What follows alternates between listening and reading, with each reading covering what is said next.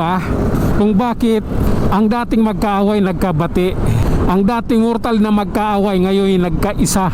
Iisa dahil lang yan sa isang layunin, ang pabagsakin si BP Inday Sara Duterte. Ayaw nila kay BP Inday Sara Duterte dahil si BP Inday Sara ay hindi nila pwedeng hawakan, hindi nila pwedeng utuin. Di katulad ng mga dating presidente, sila si Aquino, na hawak nila, hawak ng mga oligarko, hawak ng mga mayayamang tao.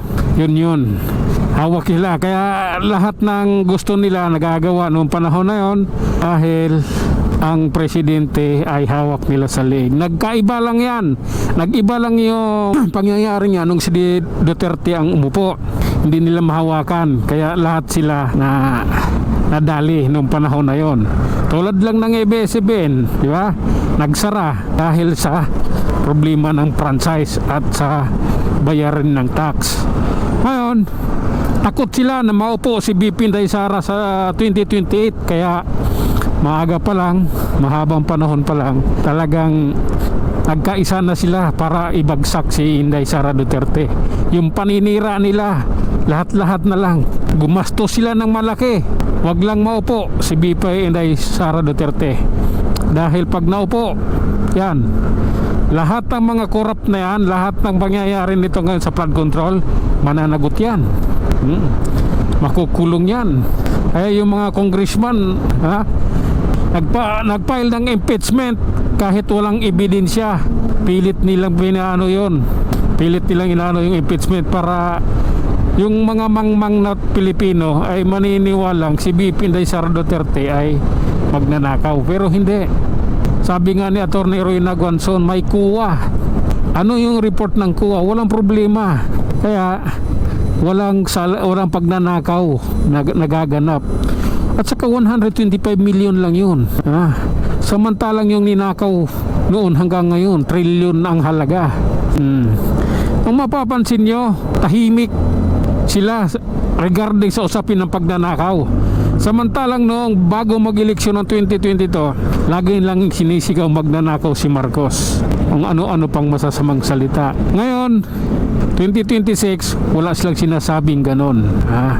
Wala silang binabanggit na ganyan. Lahat sila nagkakaisa at ang layunin ay iisa lang din, diba? Pansin nyo, lahat ng TV station, lahat ng paninira kay BP Inday Sara, vloggers yung na binabayaran nila, yung mga trolls andyan dyan. Pero sa rating, sino ang mataas, sino ang bagsak, diba?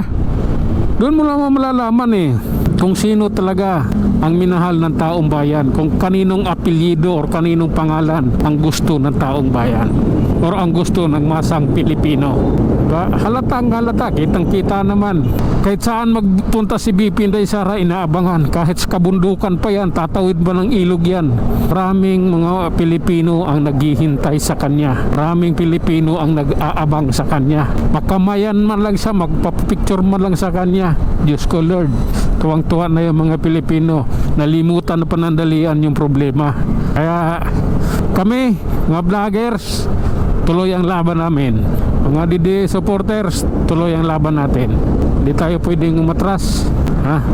Paglaban natin to. Although mayroon ng isa sa aming pansamantalang tumigil, si taga-Bukid. Ewan ko kung anong problema niya. Mukhang magkaroon siya ng problema. Di naman niya sinasabi, pero nakita ko yung post niya sa TikTok at nagmamaalam siya. Baka naano siya sa kaso. Lahat ng mga kasi mga malalaking vloggers, yung mga abot na ng daan-daan subscribers or followers, kinakasuhan na nila.